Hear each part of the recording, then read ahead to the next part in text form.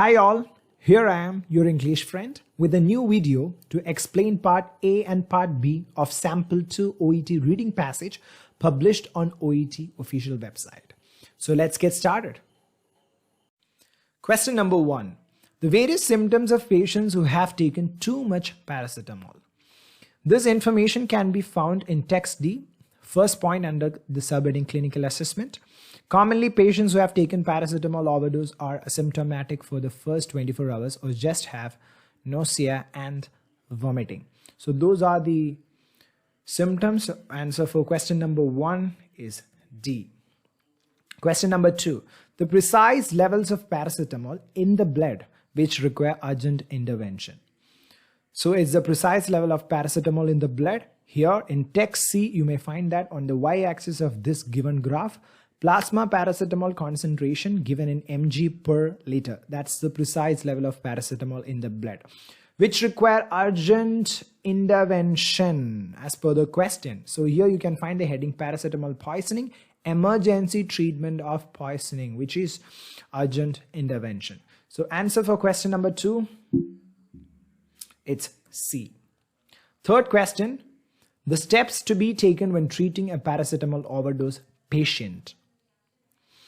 It is in text B and it is quite clear from the heading itself. Procedure for acute single overdose. So you can find a flowchart over here, and that's all about the steps to be taken when treating a paracetamol overdose patient. So answer for question number 3, it's B. Question number 4. Whether paracetamol overdose was intentional. Now this is in text D under the subheading history. There in the third point you may find suicide risk was not left. Suicide is obviously intentional. So answer for question number 4, it's D. Fifth question, the number of products containing paracetamol, that's the general information. So obviously that's going to be in text A. In the last part you may see they have given some numbers over here. In the last line you may find total of 118 brand names are known to have paracetamol in their formulation. So answer for question number 5, it's A. Now question number 6. What to do if there are no details available about the time of overdose?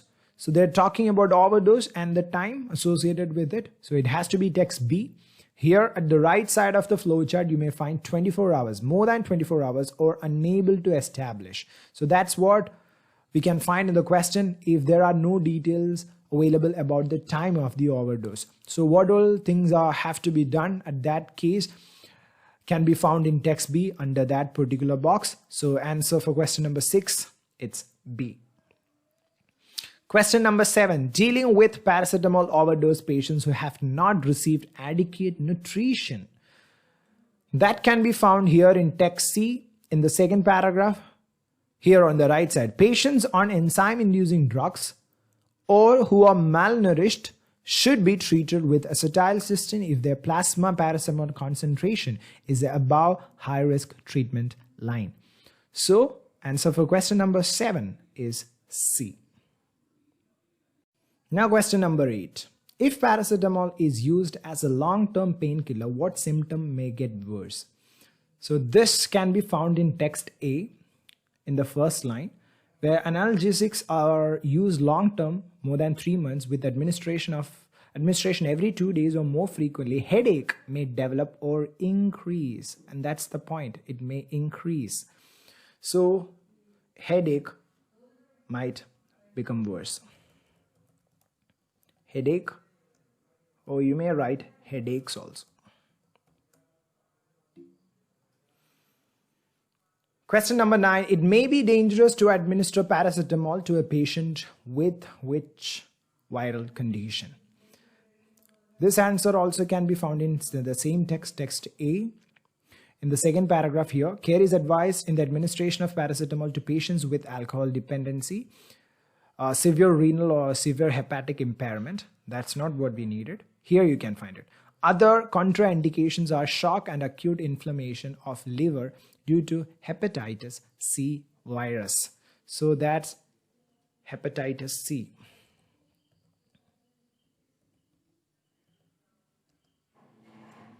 or you may even write Hep C. Okay, now question number 10. What condition may develop in an overdose patient who presents with jaundice? Now this is in text D. Here under the head subheading clinical assessment, second point, hepatic necrosis, elevated transaminases, right upper quadrant pain and jaundice begins to develop after 24 hours and can progress to acute liver failure or ALF. So the answer is ALF, or you may write acute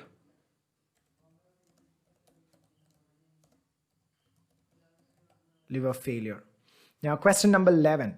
What condition may develop on the third day after an overdose? It is also in the same text itself here. Patients may also develop, here you can find renal failure, usually occurs around day 3. So answer for question number 11 is renal failure.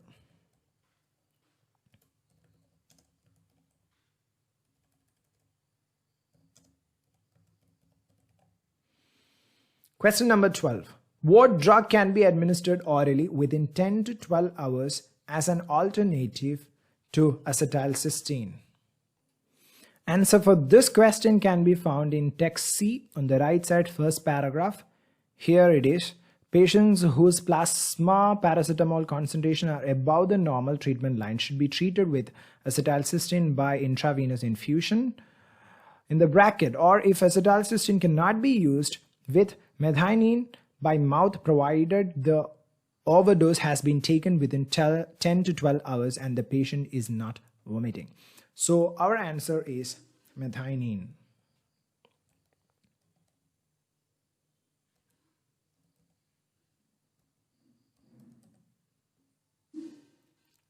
Now question number 13. What treatment can be used if a single overdose has occurred less than an hour ago? Now this answer for this question can be found in text B. Here on the left side, less than 4 hours. Below in the box you can find less than 1 hour since ingestion. Here you can see consider activated charcoal. So answer for question number 13, it's activated charcoal, or you may simply write charcoal. Activated is not so important to be written there, so both will be fine. Activated charcoal or simply charcoal would be fine here for this question. Question number 14. If a patient has taken metoclopramide alongside paracetamol, this may affect the dash of the paracetamol. Answer for this question can be found in text A, where you can find the interaction with other medicinal products and other forms of interaction. Here you can find the name metoclopramide, and it says it may increase the speed of absorption of paracetamol. So the answer for this question is speed of absorption. Now next question, 15. After 24 hours, an overdose patient may present with the pain in the. That should be in text D. We have already read this point for a different question before. So here you can find hepatic necrosis, right upper quadrant pain begins to develop after 24 hours. So answer is right upper quadrant. Question number 16. For the first 24 hours after overdosing, patients may only have such symptoms as, again in the same text in the first line, commonly patients who have taken a paracetamol overdose are asymptomatic for the first 24 hours or just have nausea and vomiting. So the answer is nausea and vomiting. Now question number 17. Acetylcysteine should be administered to patients with a paracetamol level above the high-risk treatment line who are taking any type of dash medication. So high-risk treatment line is something that you can find in text C On the right side, in the second paragraph, you can find patients on enzyme-inducing drugs who are malnourished should be treated with acetylcysteine if their plasma paracetamol concentration is above high-risk treatment line. So here, the answer is enzyme-inducing.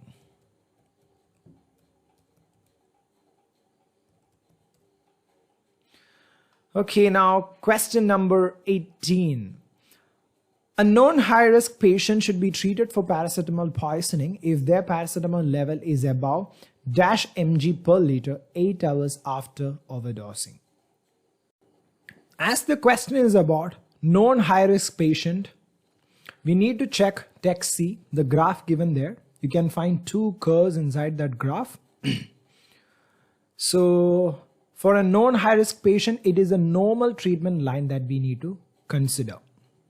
So here you can see the normal treatment line and the high-risk treatment line. We need to consider normal treatment line, and the clue that they have given there in the question is 8 hours. So hours have been given on the x-axis. Here you need to locate the hour. So here 8 has been given.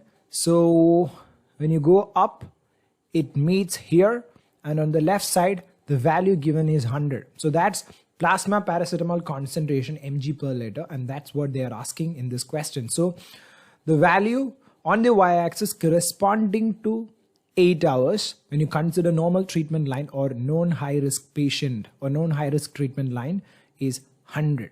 So answer for this question over here is 100. Now question number 19. A high-risk patient who overdosed -hours ago should be given acetylcysteine if their paracetamol level is 25 mg per liter or higher.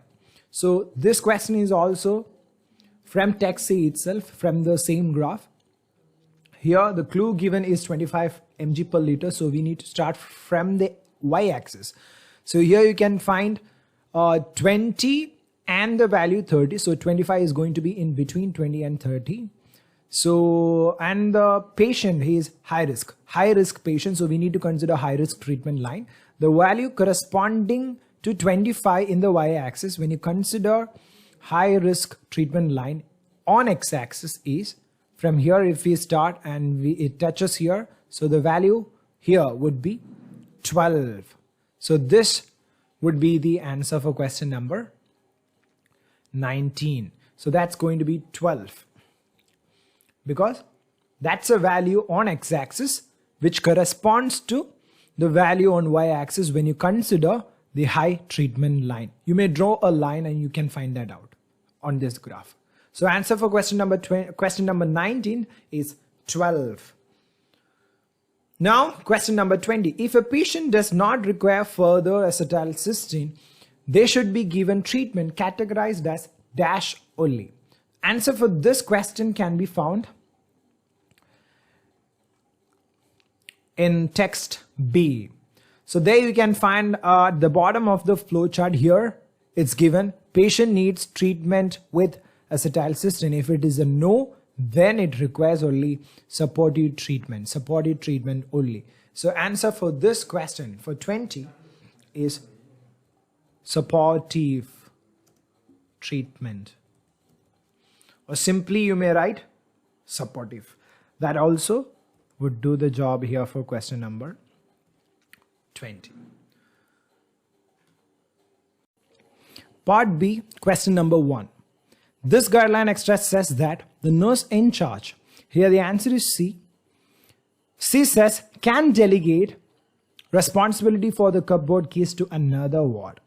As we go through the passage, in the last part we may find, if necessary, the nurse in charge should arrange for the keys to be held in a neighboring ward or department by the nurse in charge there, which directly says that the nurse in charge can assign the responsibility for the cupboard keys to another ward. And that's why it is the right answer. Now let's discuss option A and B, which are wrong for this question. Option A says the nurse in charge must supervise the opening of the controlled drug cupboard, which is not right here, because here you can see in the first part, they may be passed to a registered nurse in order for them to carry out their duties and return to the nurse in charge. In this occasion, when the keys are with the registered nurse, the nurse in charge is not responsible for supervising the opening of controlled drug cupboard. So we cannot really say nurse in charge must supervise the opening of controlled drug cupboard every time. So option A is wrong. Option B says the nurse in charge should make sure that all ward cupboard keys are kept together. When we go through the middle portion here, we can find that the controlled drug cupboard keys should be kept separately from the main body of keys. This means all ward cupboard keys should never be kept together. So option B is contradicting the information in the passage, and that's why it's wrong. Question number 2. When seeking consent for a post-mortem examination, it is necessary to. Here the answer is A. Option A says, give a valid reason for conducting it. As we go through the paragraph, we can see that a senior member of clinical team, preferably the consultant in charge of the care, should raise the possibility of a post-mortem examination with the most appropriate person to give consent. And now we are going to read why. The person consenting will need an explanation of the reasons for the post-mortem examination and what it hopes to achieve, which means it should give, or it is necessary to give, a valid reason for conducting it. So that's why option A is the right answer. Now option B says, allow all relatives the opportunity to decline it. So it is necessary to allow all relatives the opportunity to decline it. No, there is no such information given anywhere in the paragraph. About relatives, you can find some information in the last part, and it says, many relatives are more prepared for consenting procedure if they have had time to think about it beforehand. It's only about them getting informed regarding the post-mortem so that they could think about it. This information has got nothing to do with this option here mentioned as option B. Now option C says, it is necessary to only raise the subject after the death has occurred.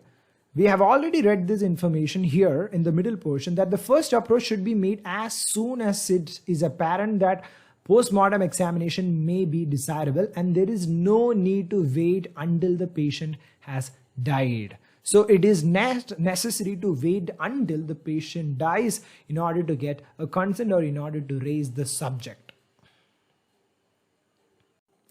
Question number 3. The purpose of these notes about an incinerator is to, here the answer is A, and option A says, help maximize its efficiency. As we go through the paragraph, we may find materials with high fuel values such as plastics, paper, card, and dry textile will help maintain high incineration temperature. If possible, a good mix of waste material should be added with each batch. This can best be achieved by having the various types of waste material loaded into separate bags. As we read further here, we can find, if possible, some plastic material should be added with each batch of waste, as this burns at high temperature. So when we go through the whole paragraph, we can understand that the overall idea that we are going to get from this paragraph is how the temperature inside the incinerator can be increased. The higher the temperature inside the incinerator, the more efficient it becomes. That's why option A is the answer. Option B says, give guidance on safety procedures. Here we can find in the middle of the paragraph, they are giving us one point regarding safety. It is not recommended that the operator sorts and mixes waste prior to incineration, as this is potentially hazardous. But there are no procedures explained in this paragraph other than this one point, and this is never the purpose of this paragraph. So it doesn't qualify as the main idea of this paragraph. So option B cannot be the answer. Now option C, recommend a procedure for weight separation. There is no procedure mentioned in here. Again, the text is not about how the waste can be separated. It's all about how the efficiency of an incinerator can be improved by increasing the temperature inside it by adding materials which has got high fuel values such as plastics, paper, card, and all. Question number 4. What does this manual tell us about spacer devices? Here the answer is B, and it says, they enable a patient to receive more of the prescribed medicine. And this information can be found here in the second line. In addition, the device allows more time for evaporation, and here the device is our spacer device. So it allows more time for evaporation of the propellant so that a larger proportion of the particles can be inhaled and deposited in the lungs. So this is the reason why option B is the answer. Now when we consider option A, it says patients should try out a number of devices in their inhaler. There is no such information given anywhere in this paragraph, so that may be eliminated as it is not given. Similarly, option C says children should be given spaces which are smaller than those of adults. Here, in this portion, we can find that spacer devices are particularly useful for patients with poor inhalation technique, for children, for patients requiring higher doses, for nocturnal asthma, and for patients prone to candidiasis with inhaled corticosteroids. The size of the spacer is important. The larger the spaces with one-way valve being most effective. Here you can find that there is no comparison between the spaces that could be given to children and that could be given to the adults. So C is also not given here. Question number 5. The email is reminding staff that here the answer is option A, and it says benefits to patients of using bed rails can outweigh the dangers. As we go through the paragraph, we can read patients in hospital may be at risk of falling from bed for many reasons, including poor mobility, dementia, delirium, and so on. Bed rails can therefore be used as safety devices intended to reduce this risk. However, bed rails ain't appropriate for all patients and their use involves risks. National data suggests around 1,200 patients injure themselves on bed rails annually, usually scrapes and bruises to their lower legs. Statistics show 44,000 reports of patient falls from bed annually, resulting in 11 deaths, while deaths due to bed rail entrapment occurred less than 1 every 2 years and are avoidable if the relevant advice is followed. So from the very first line to this part of the paragraph, we can see that both having and not having bed rails have got their own risks. However, statistics and national data shows falling from bed is much riskier and even more fatal when compared to bed rail entrapment. Moreover, fall from bed can be avoided completely or to a very great extent if bed rails are installed. Above all, risks associated with bed rails can be avoided if proper advice is followed. So it is quite clear that benefits of using bed rails to patients definitely outweigh the dangers associated with it. Now let's consider option B. It says number of bed rail related accidents has reached unacceptable levels. No, that is wrong, because the number of bed related accidents has not even reached the levels of falling from bed, let alone unacceptable levels. It is very less. So option B is completely wrong. When we consider option C, it says patient's condition should be central to any decision about the use of bed rails, which clearly is not given. No such information can be found anywhere in this paragraph. Question number 6. What does this extract from a handbook tell us about analeptic drugs? Here the answer is again A, and it says they may be useful for patients who are not fully responsive. And this option can be seen in this part of the extract. Here it says, however, occasionally when ventilatory support is contraindicated and in patients with hypercapnic respiratory failure who are becoming drowsy or comatose, or in other words, you may say who are becoming unresponsive or who are not fully responsive, respiratory stimulants in short term may arouse patients sufficiently to cooperate and clear their secretions. So option A is right. Option B. Injections of these drugs will limit the need of physiotherapy. Here in the last part, it is written, They should only be given under expert supervision in hospital and must be combined with active physiotherapy, which means it is not limiting the need of physiotherapy. It needs physiotherapy and it should be given only in combination with active physiotherapy. So option B is wrong. And option C says care should be taken if they are used over an extended period. But as per the last line, there is no oral respiratory stimulant available for long-term use in chronic respiratory failure. So this option is irrelevant. If you liked this video, please let me know about it through the comments. And don't forget to like, share, and subscribe. You may click the bell icon to get prompt updates. Thank you for watching.